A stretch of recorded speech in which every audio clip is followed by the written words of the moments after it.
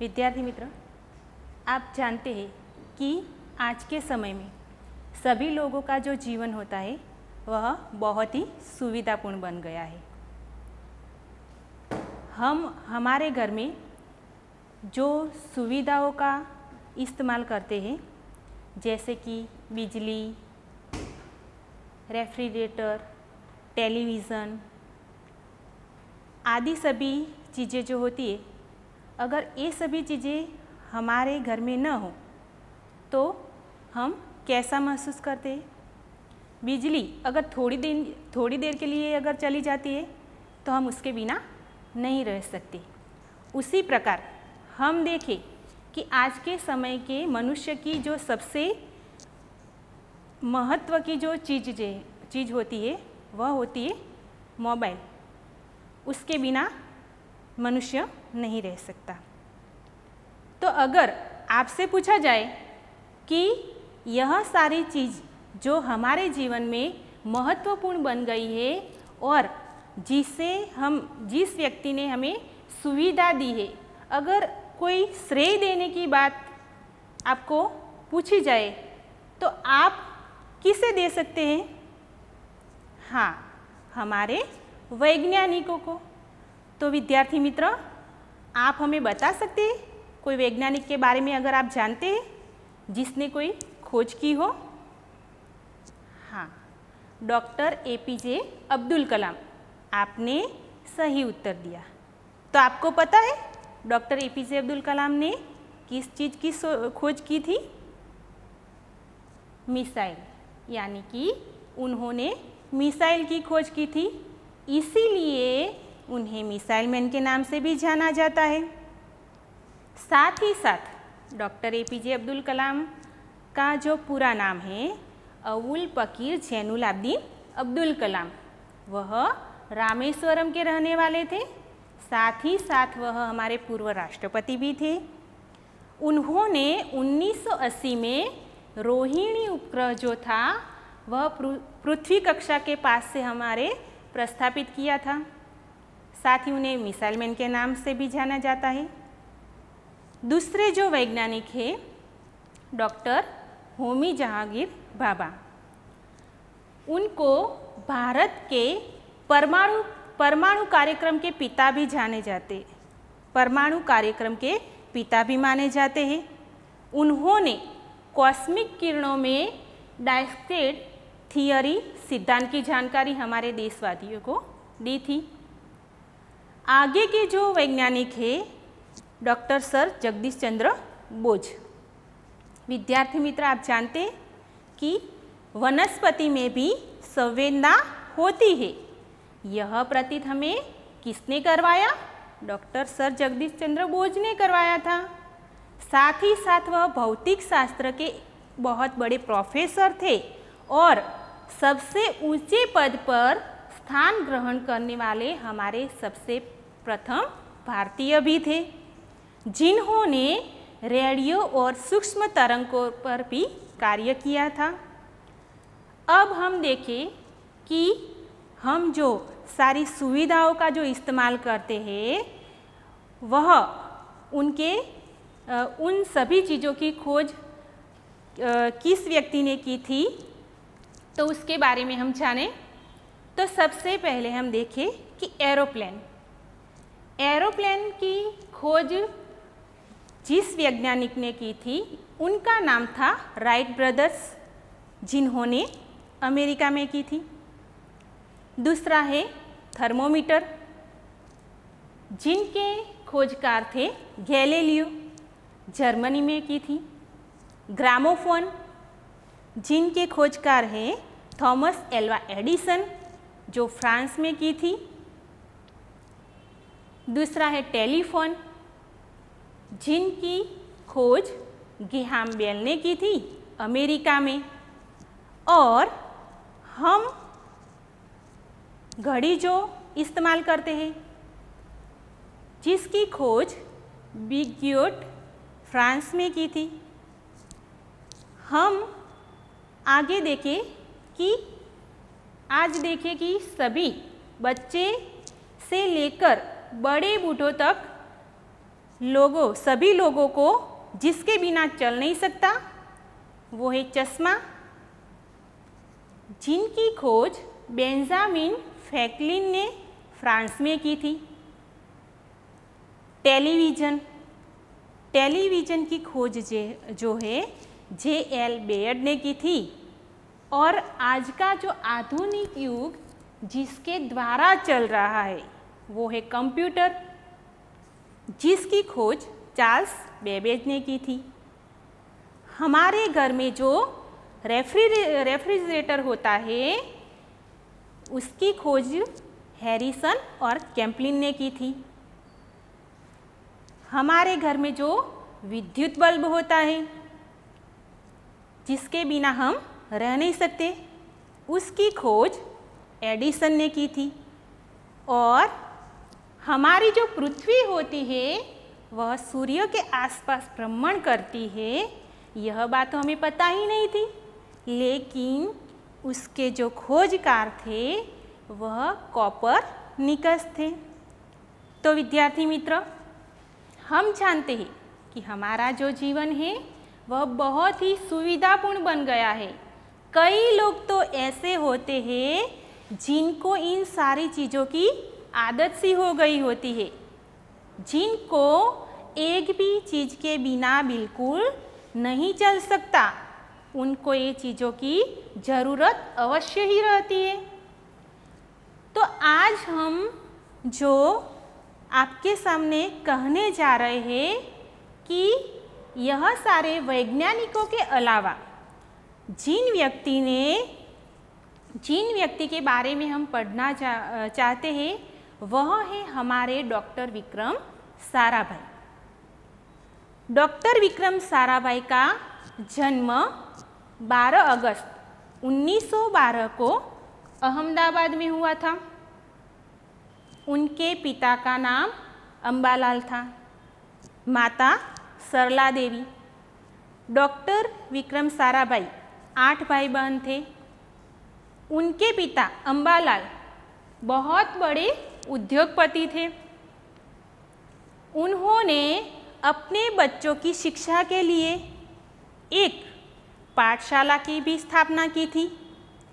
Doctor Vikram Sarabhai के भी 2 संतान थे।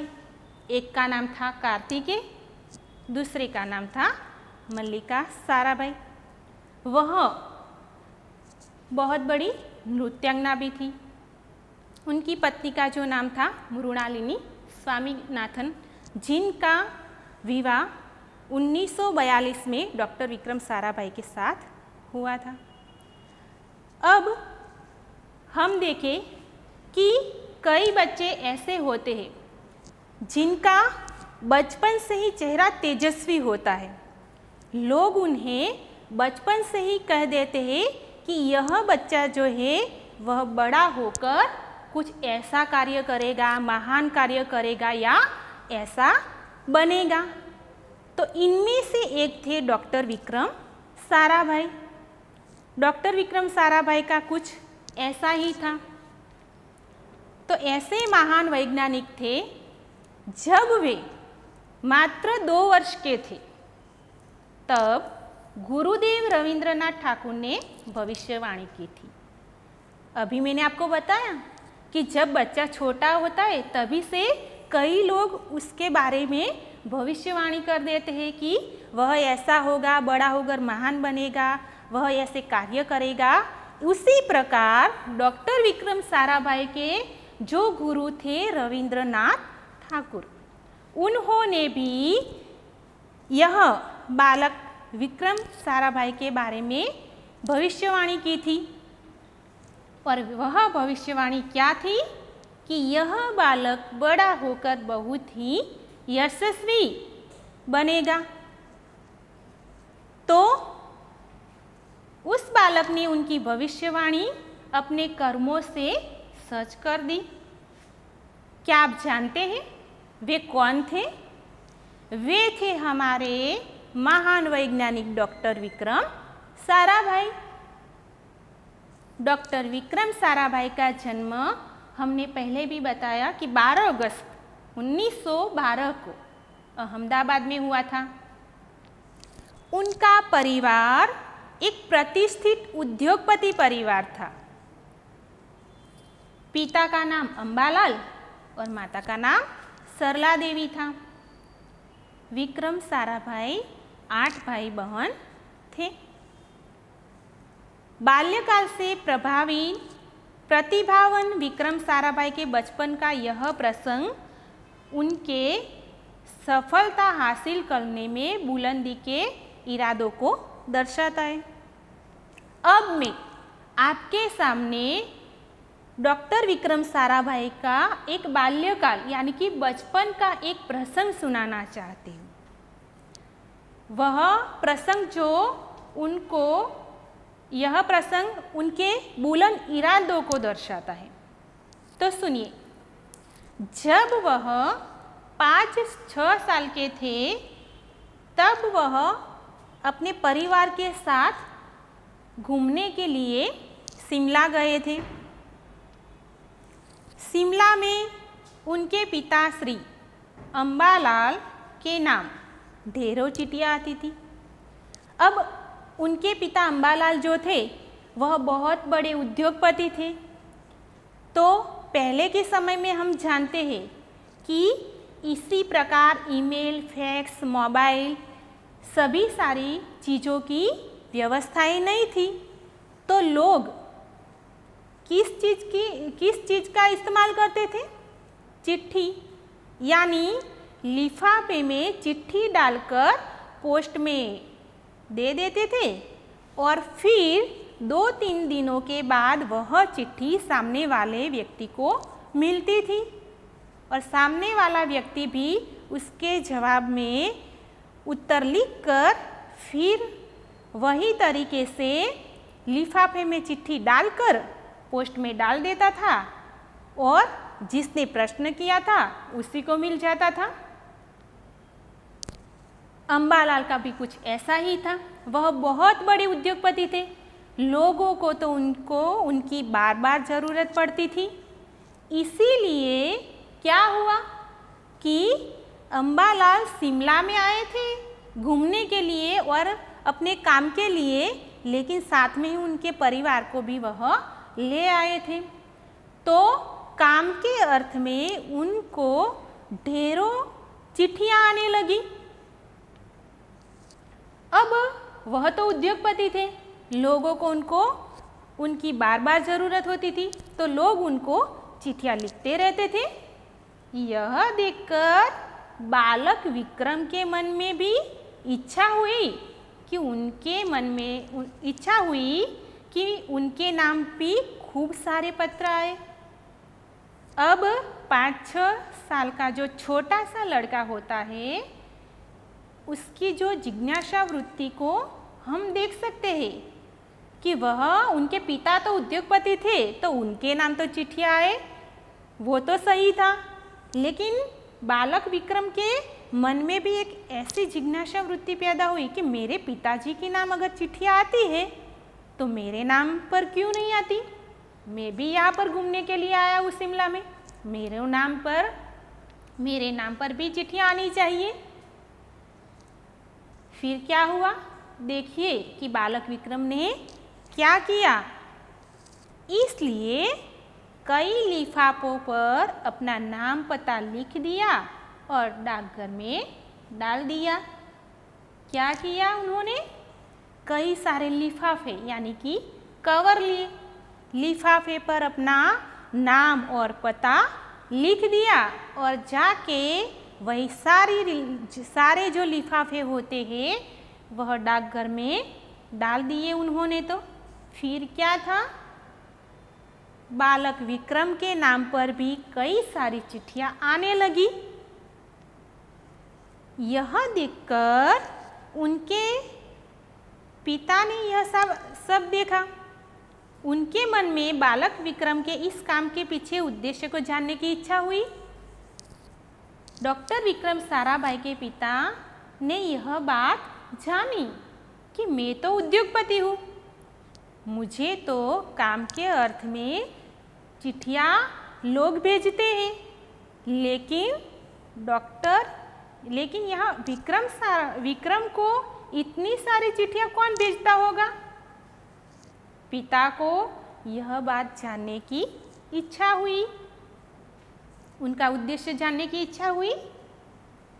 जब असलियत मालूम होने पर उन्हें बहुत हंसी आई,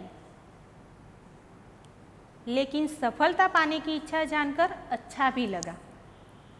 जब डॉक्टर विक्रम साराभाई ने यह कार्य किया तो उनके पिता को भी यह बात जानने की इच्छा हुई कि इसे इतनी सारी चिट्ठियाँ कौन लिख रहा है। तब उन्होंने अपने पुत्र के पास जाकर पूछा कि तुम्हें इतनी सारी चिट्ठियाँ कौन लिख रहा है। तो बालक विक्रम ने अपने पिताजी को बताया कि आपके नाम इतनी सारी ढेरों चिट्ठियाँ आती थी, तो मुझे भी लगा कि मेरे नाम पर भी चिट्ठियाँ आनी चाहिए। तो मैंने भी क्या किया कि कई सारे लिफाफे लिए, लिफाफे पर नाम और पता लिख दिया और मैंने डाकघर में डाल दिया। फिर मेरे नाम पर भी कई सारी चिट्ठियाँ आने लगी। यह बात सुनकर पिता को बहुत हंसी आई।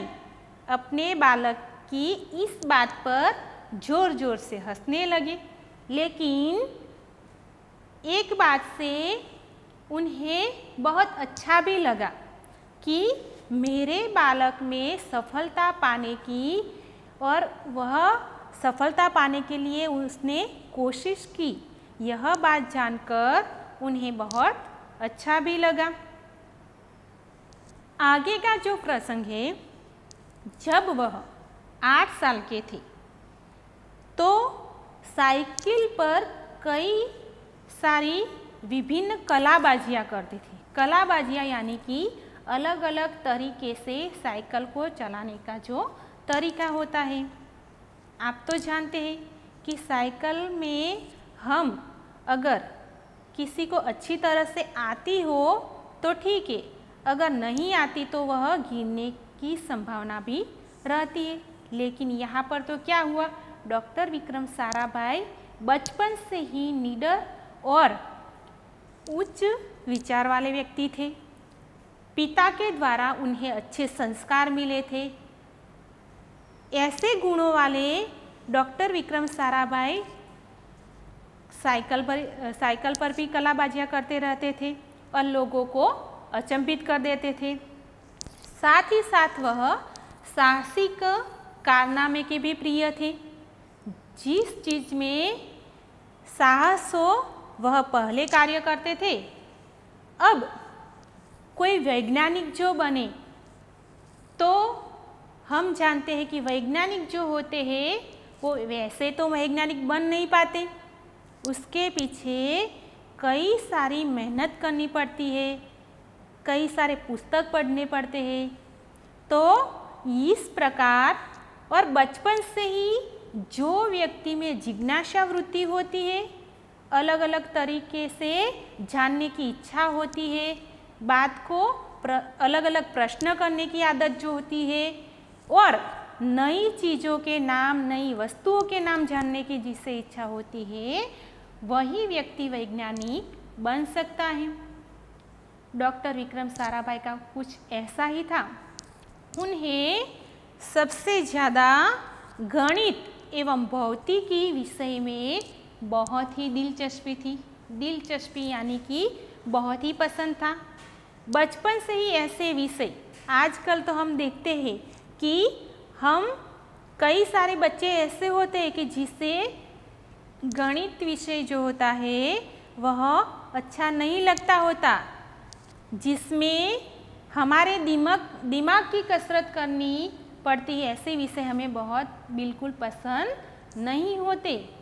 लेकिन जिस बालक को कुछ करने की इच्छा होती है, जिस बालक को आगे बढ़ना होता है, वह बचपन से ही ऐसे ख्यालात वाले होते हैं।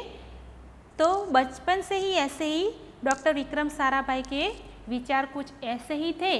उन्हें गणित और भौतिकी में बहुत ही दिलचस्पी थी। उन्होंने मैट्रिक की परीक्षा सन 1934 में पास की थी। मैट्रिक की परीक्षा यानी कि कक्षा 10वीं की परीक्षा 1934 में पास की थी। साथ ही साथ 1934-37 में उन्होंने गुजरात कॉलेज अहमदाबाद से इंटर की पढ़ाई भी की थी और यह पढ़ाई करके सन 1937 में वह इंग्लैंड चले गए आगे की पढ़ाई के लिए। वहाँ जाकर उन्होंने 1940 में कैम्ब्रिज विश्वविद्यालय से गणित व भौतिकी में बीएससी की परीक्षा में सफलता प्राप्त की थी। तत्पश्चात द्वितीय विश्व युद्ध के शुरू होते ही डॉक्टर विक्रम साराभाई वापस भारत लौट आए थे। जब उनका अभ्यास पूर्ण हो गया था और द्वितीय विश्व युद्ध जब शुरू होने वाला था उसके पश्चात डॉक्टर विक्रम साराभाई इंग्लैंड से वापस वह भारत आ गए थे।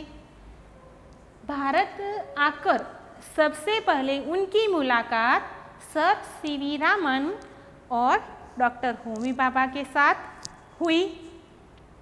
सर सीवी रामन और डॉक्टर होमी भाभा वह भी बहुत बड़े वैज्ञानिक थे। कहते हैं ना कि हमारे विचार हमारे इरादे अगर बुलंद हो तो हमें हमारे साथ देने वाले व्यक्ति भी हमें ऐसे ही मिल जाते हैं जिसके द्वारा हम हमारे सपनों को भी पूरा कर सकते हैं और हमारे आगे का हमारे सपनों के साथ साथ दूसरे लोगों के सानिध्य में रहकर दूसरे लोगों का उद्धार भी कर सकते हैं। डॉक्टर विक्रम साराभाई का कुछ ऐसा ही था। बचपन से ही उन्हें ऐसे महान विचारों वाले लोगों के साथ उठना बैठना था, घर आते जाते रहते थे, तो उनको भी बचपन से ही ऐसे विचार मिले हुए थे और बड़े होकर भी ऐसे महान लोगों के साथ उनका उठना बैठना हुआ। तो फिर सन 1942 में उन्होंने मृणालिनी स्वामीनाथन के साथ विवाह सूत्र में बंधे। अब हम देखें कि डॉक्टर विक्रम साराभाई जो थे उन्होंने एक विषय जो था पसंद किया था। उन्हें गणित एवं भौतिकी विषय में ज़्यादा दिलचस्पी थी, तो उनके जो काम करने का जो ढंग था वही भी उन्हीं विषय पर हुआ।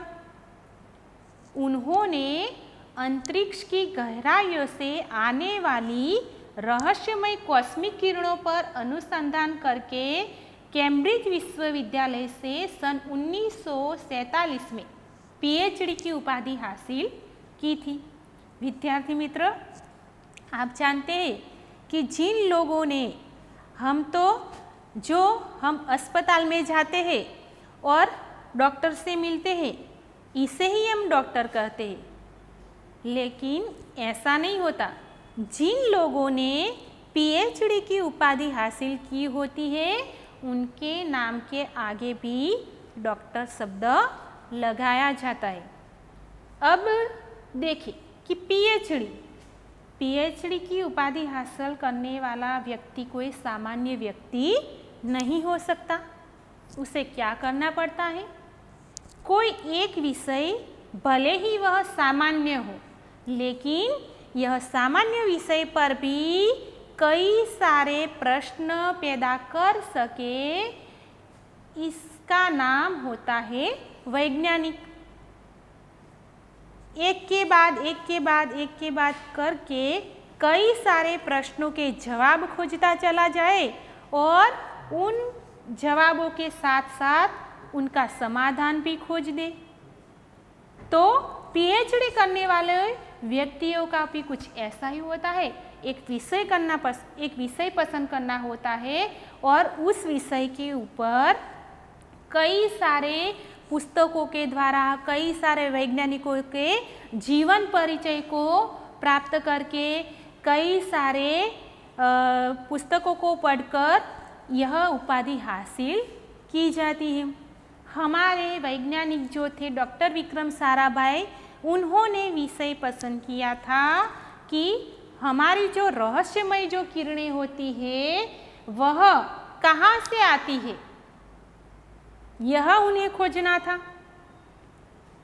ब्रह्मांड तथा सौरमंडल के कई जटिल प्रश्नों का प्रायोगिक हल निकालने का श्रेय भी डॉक्टर विक्रम साराभाई को ही जाता है।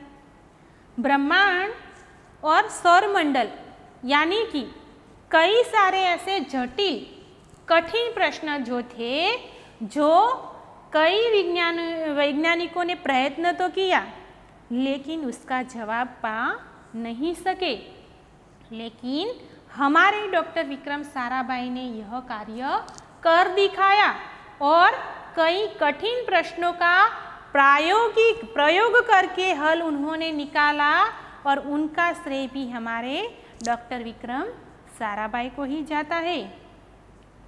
यही उन्हीं का सुझाव था कि कॉस्मिक किरणों पर प्रयोग के लिए हिमालय की ऊंची चोटियां सर्वाधिक व उपयुक्त व अनुकूल होगी।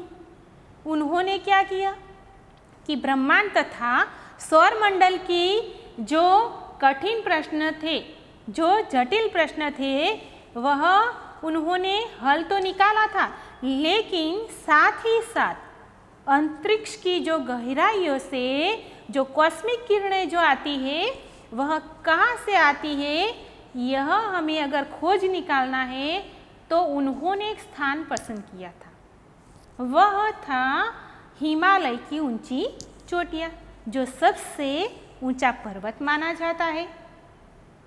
भारत सरकार ने उन्हें यहाँ पर हम देखें कि इसके लिए उन्हें भारत सरकार ने गुलमर्ग में वैज्ञानिक उपकरणों से लैस एक प्रयोगशाला की भी स्थापना करवाई।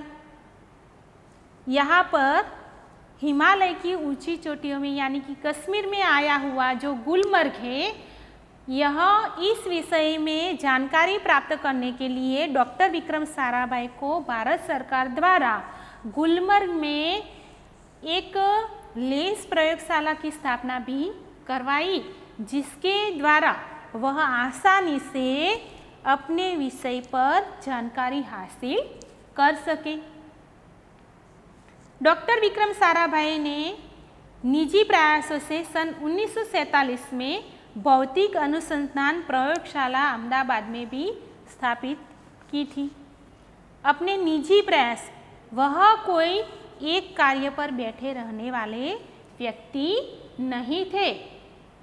उन्होंने साथ साथ अहमदाबाद में एक प्रयोगशाला की स्थापना की थी, जो अपने निजी प्रयासों से की थी, जिससे वह आजन्म संबंध रहे।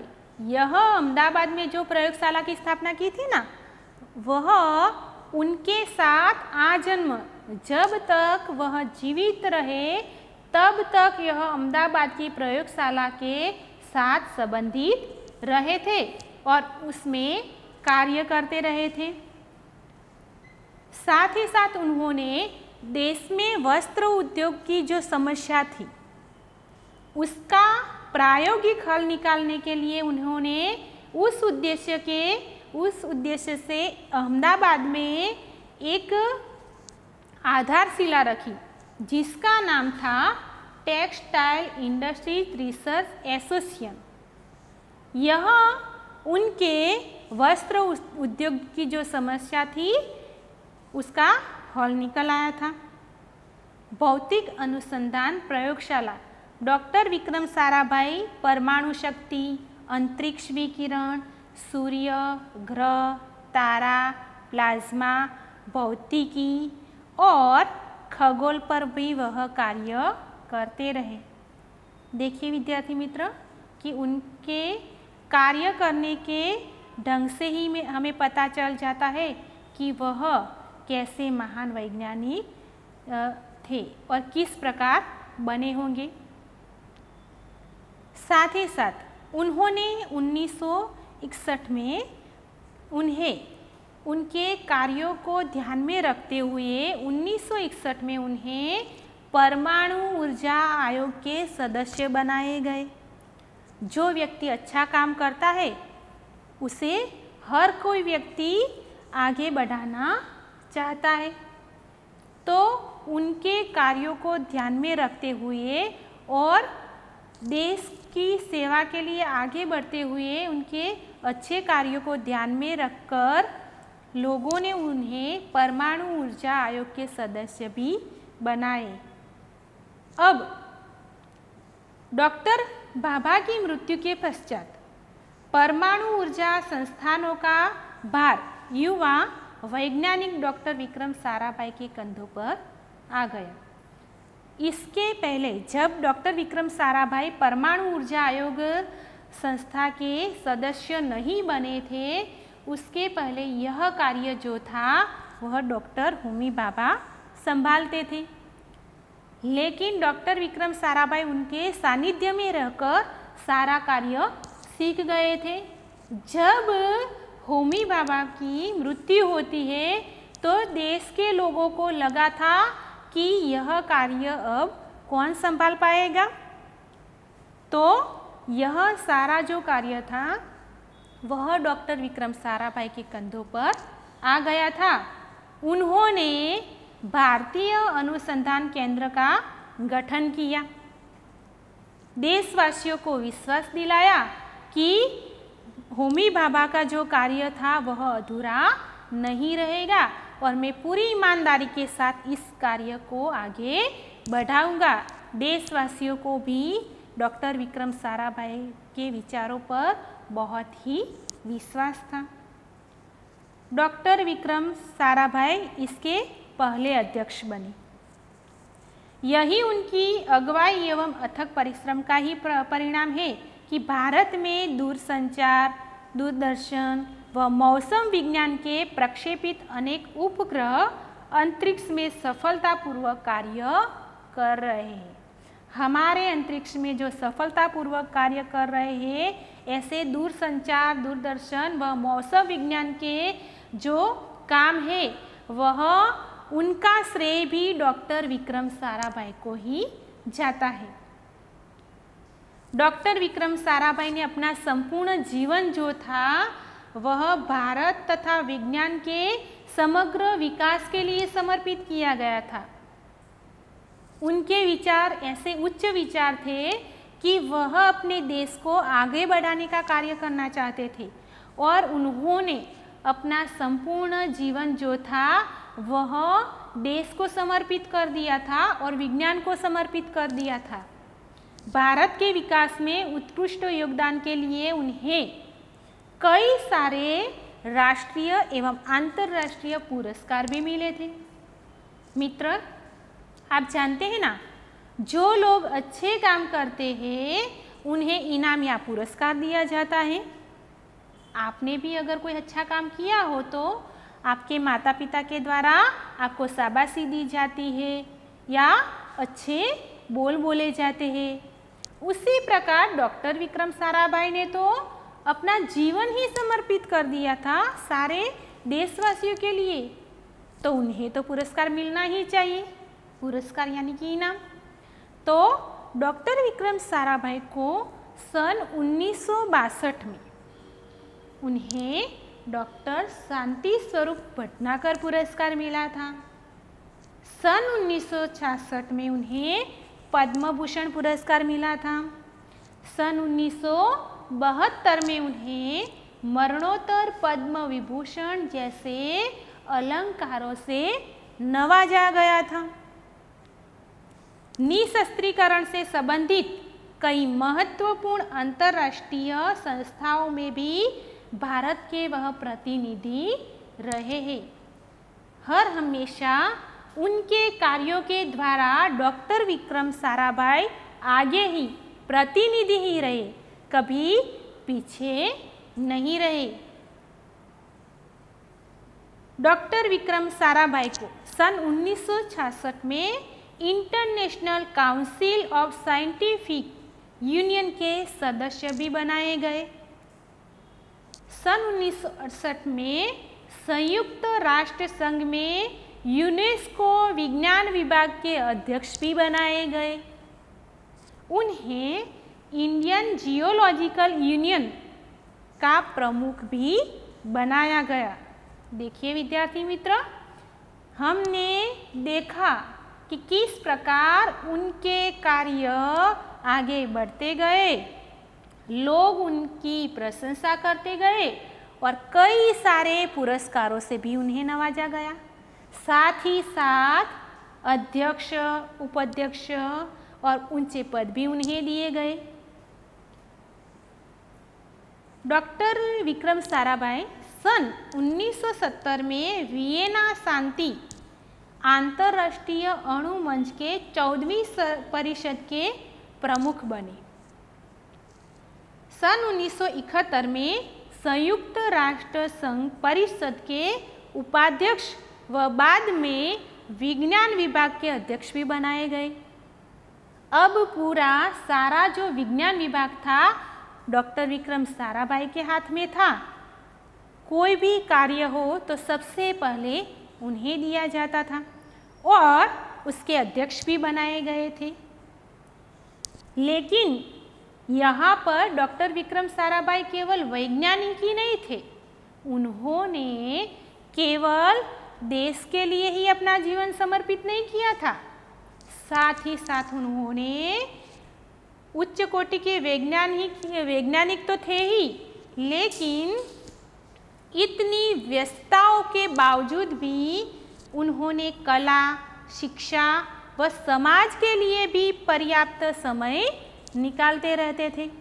देखिए कि उन्होंने वैज्ञानिक का कार्य तो किया था, अपने देश के लिए अपने जीवन को भी समर्पित किया था, लेकिन साथ ही साथ उन्होंने इतनी व्यस्तता, हमें तो अगर थोड़ा काम करना होता हो तो हम थक जाते हैं, लेकिन हमारे पास समय नहीं, ऐसा कह सकते हैं।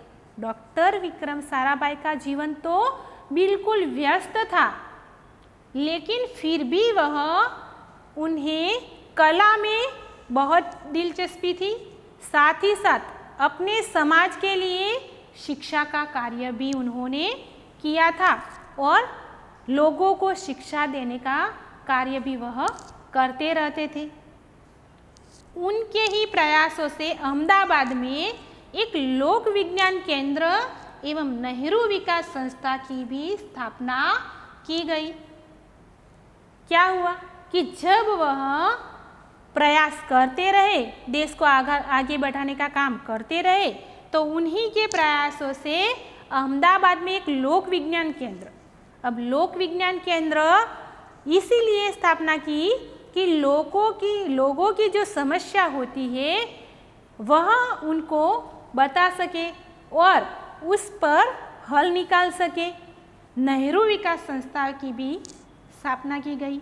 यहाँ पर वह जन सामान्य की विज्ञान के प्रति रुचि जागृत करने के लिए कार्य करते थे। यह संस्था जो उन्होंने स्थापना की तो उसमें उन्होंने क्या कार्य किया था? जन सामान्य, जो लोगों में विज्ञान के प्रति रुचि नहीं है, कई सारे लोग ऐसे होते हैं, मैंने पहले भी आपको बताया कि हमें कई विषय ऐसे होते हैं, जैसे कि कई बच्चे को गणित, विज्ञान, ऐसे जिसमें दिमाग की कसरत करनी पड़े, ऐसे विषय हमें पसंद नहीं होते।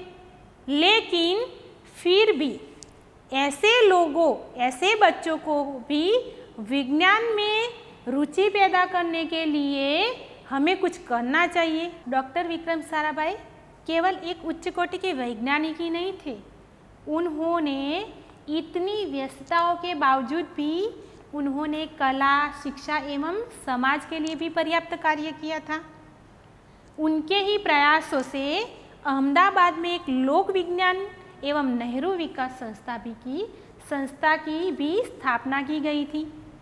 यह संस्था का जो कार्य था वह क्या था कि जन सामान्य की विज्ञान के प्रति रुचि जागृत करने के लिए यह कार्य करते थे।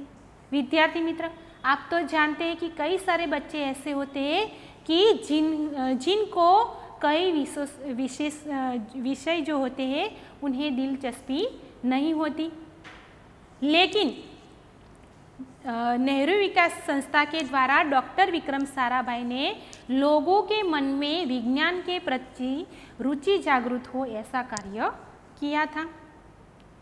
ऐसे ही महान वैज्ञानिक जो थे उनका जो निधन था 21 दिसंबर 1971 को काली तारीख जो थी, डॉक्टर विक्रम साराभाई त्रिवेंद्रम के लॉन्चिंग स्टेशन थुम्बा में कार्य निरीक्षण के लिए उन्हें भेजा गया था।